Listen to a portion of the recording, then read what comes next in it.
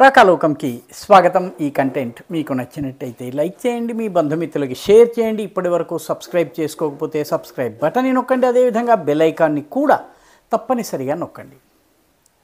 మిత్రులారా, ఆర్టికల్ 370 విషయంలో ఇప్పటి వరకు పాకిస్తానీ హడావిడి చేసేది, పాకిస్తాన్ అల్లరి చేస్తూ ఉండేది. ఆర్టికల్ 370ని తొలగిస్తే రక్తపు టేర్లు పారిస్తాము, భారతదేశం ఆర్టికల్ 370ని తొలగించడం ద్వారా కశ్మీర్ స్వరూపాన్ని మారుస్తోంది, ఇలా పాకిస్తాన్ హడావిడి చేస్తూ ఉండేది. పాకిస్తాన్ హడావిడి చేస్తే ఒక అర్థం ఉంది, ఎందుకంటే పాకిస్తాన్ మన కశ్మీర్లోని కొంత భూభాగాన్ని ఆక్రమించుకుని కూర్చుంది. పాక్ ఆక్రమిత జమ్మూ కాశ్మీర్, దానిలో రెండు భాగాలు చేసింది. ఒకటి గిల్గిట్ అండ్ బాల్టిస్తాన్ తను, మరొకటి మీర్పూర్ ముజఫరాబాద్, అంటే పాక్ ఆక్రమిత జమ్మూ కాశ్మీర్గా అది చెప్పుకుంటూ ఉంటుంది. కాబట్టి ఎంతో కొంత అసలు పాకిస్తాన్కి కశ్మీర్ గురించి మాట్లాడేటటువంటి ఎంతో కొంత ఒక లీగల్గా ఎంతో కొంత మాట్లాడేటటువంటి అవకాశం ఉంది. కానీ మన తూర్పు వైపున ఉన్నటువంటి బంగ్లాదేశ్కి కశ్మీర్కి ఏం సంబంధం? అసలు మన దేశంలో మన కశ్మీరులో ఉన్నటువంటి ఆర్టికల్ 370ని తొలగించటాన్ని బంగ్లాదేశ్ ఎందుకు హడావిడి పడుతోంది? అది ఇన్నాళ్ళుగా ఒక్క మాట మాట్లాడకుండా ఇప్పుడు ఆర్టికల్ 370ని మళ్ళీ తీసుకుని రావాలని చెప్పి ఊరేగింపులు బంగ్లాదేశ్లో జరుగుతున్నాయి. బంగ్లాదేశ్లో ఇప్పుడు అధికారంలో మహమ్మద్ యూనుస్ ఉన్నప్పటికీ వాస్తవంగా వీధుల్లో అధికారం అంతా కూడాను జమాతే ఇస్లామీ బంగ్లాదేశ్ చేతిలో ఉంది. జమాతే ఇస్లామీ బంగ్లాదేశ్ ఆర్టికల్ 370కి వ్యతిరేకంగా జమ్మూ కాశ్మీర్ ప్రత్యేక ప్రతిపత్తి ఇవ్వాలని డిమాండ్ చేస్తూ ఊరేగింపులు నిర్వహిస్తోంది, పెద్ద పెద్ద ఎత్తున కార్యక్రమాలను నిర్వహిస్తోంది. ఆర్టికల్ 370ని మళ్ళీ తీసుకుని రావాలి అని డిమాండ్ చేస్తోంది. తమాషా ఏంటంటే అసలు బంగ్లాదేశ్కి ఆర్టికల్ 370కి ఎలాంటి సంబంధము లేదు, అసలు దానికి అధికారము లేదు, ఏ రకమైనటువంటి లోకస్ స్టాండ్ అయి కూడా లేదు.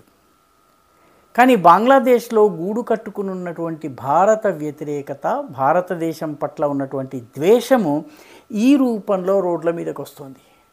బంగ్లాదేశ్ ఏర్పాటైన తరువాత బంగ్లాదేశ్ జనాభా సొంతంగా నిర్ణయించుకున్నటువంటి వాళ్ళ జాతీయ గీతము అమార్ షోనార్ బాంగ్లా అమీ తుమాయ్ భాలోబాషి, అంటే నా స్వర్ణిమ బంగ్లా, నేను ప్రేమిస్తున్నాను, నువ్వంటే నాకు అభిమానము అని చెప్పేటటువంటి పాట ఉంది. ఇప్పుడు ఈ జాతీయ గీతాన్ని తొలగించాలి అని చెప్పి డిమాండ్ పెరిగింది. ఏమిటి కారణం? ఈ గీతాన్ని అమార్ షోనార్ బాంగ్లా అమీ తుమాయ్ భాలోబాషి అనేటటువంటి ఈ గీతాన్ని రాసింది రవీంద్రనాథ్ ఠాగూర్. కాబట్టి మన శత్రుదేశమైనటువంటి భారతదేశానికి చెందినటువంటి రవీంద్రనాథ్ ఠాగూర్ రాసినటువంటి పాటను మన దేశపు జాతీయ గీతంగా మేము అంగీకరించేది లేదు అని వీధుల్లో ఇప్పుడు ప్రదర్శనలు జరుగుతున్నాయి. 1971 నుంచి అమార్ షోనార్ బాంగ్లా బంగ్లాదేశ్ జాతీయ గీతం, ఇప్పుడు దీన్ని మార్చాలి అన్నటువంటి డిమాండ్లు పెరుగుతున్నాయి. ప్రస్తుతం ఉన్నటువంటి ప్రభుత్వం, మొహమ్మద్ యూనుస్ ప్రభుత్వము లేదు దీన్ని మార్చే ప్రసక్తి లేదని చెబుతున్నప్పటికీ కూడాను నానాటికి వీధుల్లో గొంతు పెంచి హడావిడి చేస్తున్నటువంటి జమాతే ఇస్లామీ బంగ్లాదేశ్ ముందు మహమ్మద్ యూనుస్ ఇవాళ కాకపోతే రేపు తల ఒగ్గేటటువంటి అవకాశం ఉంది. అంటే బంగ్లాదేశ్ యొక్క జాతీయ గీతం మారవచ్చు కేవలం ఒకే ఒక కారణంతో, అది రవీంద్రనాథ్ ఠాగూర్ రాశారు. నిజానికి అసలు బంగ్లాదేశ్ ఏర్పాటుకు ప్రధాన కారణము బాంగ్లా జాతీయవాదం. ఈరోజు బాంగ్లా జాతీయవాదానికి పునాది అయినటువంటి జాతీయ గీతాన్ని వదులుకోవడానికి కూడా బంగ్లాదేశ్ సిద్ధమవుతోంది. వీధుల్లో దానికోసం పోరాటాలు జరుగుతున్నాయి. తోటి పశ్చిమ బెంగాల్లో ఉండేటటువంటి బెంగాలీ హిందువులు కానీ, బెంగాలీ జనాభా కానీ వాళ్లను మా వాళ్ళు కాదు, వీళ్ళు మా శత్రువులు అనేటటువంటి ధోరణి పెరుగుతోంది. ఇప్పుడు ఇవన్నీ చాలా ఉన్నట్టు ఆర్టికల్ 370 మీద బంగ్లాదేశ్లో ఉన్నటువంటి జమాతే ఇస్లామీ, దాంతోపాటు అన్సరుల్ బాంగ్లా, ఇటువంటి సంస్థలన్నీ కూడాను, మతోన్మాద సంస్థలన్నీ కూడాను రోడ్డెక్కుతున్నాయి. సరిగ్గా ఇదే సమయంలో ఉమర్ అబ్దుల్లా కూడాను ఆర్టికల్ 370ని తొలగించేస్తాము అని చెప్పి తన ఎన్నికల మేనిఫెస్టోలో పెడుతున్నారు, ప్రసంగాలు చేస్తున్నారు. తమాషా ఏంటంటే ఆర్టికల్ 370 నిజంగా తొలగించటం అంత సులువా? ఆర్టికల్ 370ని తొలగించడం చాలా కష్టం. ఎందుకంటే ఆర్టికల్ 370ని తొలగించలేదు అసలు. భారతీయ జనతా పార్టీ ప్రభుత్వం చాలా తెలివిగా కొత్త రాజ్యాంగంలో ఒక చిన్న మార్పు చేసి ఒక సవరణను తీసుకొచ్చి ఆ సవరణ ద్వారా ఆర్టికల్ 370ని పనికి రాకుండా చేసింది, ఇన్ఫ్రక్చువస్గా మార్చేసింది. అది రాజ్యాంగంలో ఉన్నప్పటికీ దానిని సూపర్సీడ్ చేసేటటువంటి, దానిని దాటి అధిగమించేటటువంటి చట్టాన్ని తీసుకొచ్చింది. కాబట్టి ఆర్టికల్ 370 అనేది ఉన్నప్పటికీ అది ఒక మృత కళేబరం లాంటిది. కాబట్టి ఆర్టికల్ 370ని మళ్ళీ తెస్తాము అని అనేవాళ్ళు ఆర్టికల్ 370ని పూర్తిగా తీసేస్తే కదా. రెండవది, పోనీ తీసుకుని రావాలంటే ఇప్పుడు ఉన్నటువంటి ఏకైక మార్గం ఏంటి?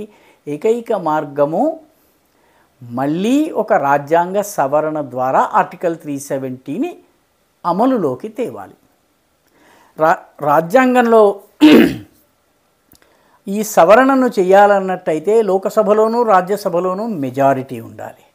లోక్సభలోనూ రాజ్యసభలోనూ నేషనల్ కాన్ఫరెన్స్కో ఉమర్ అబ్దుల్లాకో మెజారిటీ వచ్చే అవకాశం ఉందా?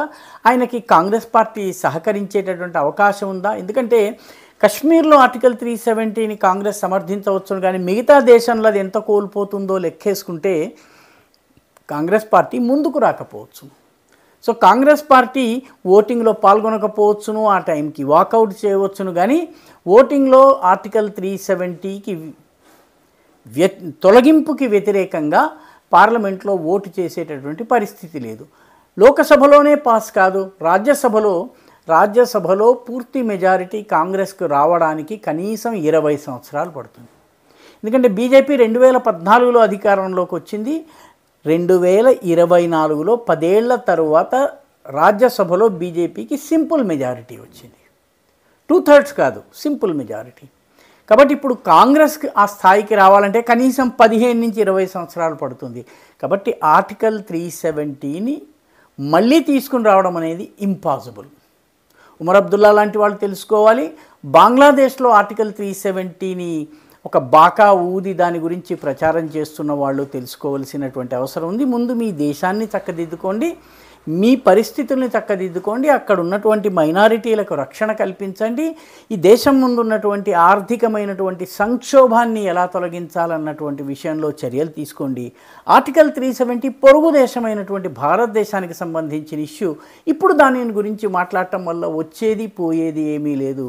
బంగ్లాదేశ్లో ఉన్నటువంటి జమాతే ఇస్లామీ, అన్సరుల్ బాంగ్లా వంటి సంస్థలు మతోన్మాదాన్ని విడనాడి ముందు బంగ్లాదేశ్ని ఇల్లు చక్కదిద్దుకుంటే బాగుంటుంది. మహమ్మద్ యూనుస్ అనేటటువంటి పూర్తి స్థాయి ధృతరాష్ట్రుడు ఈరోజు బంగ్లాదేశ్లో ఉన్నారు. ఆయన మహాభారతంలో ధృతరాష్ట్రుడి పాత్రను నేడు బంగ్లాదేశ్లో పోషిస్తున్నారు.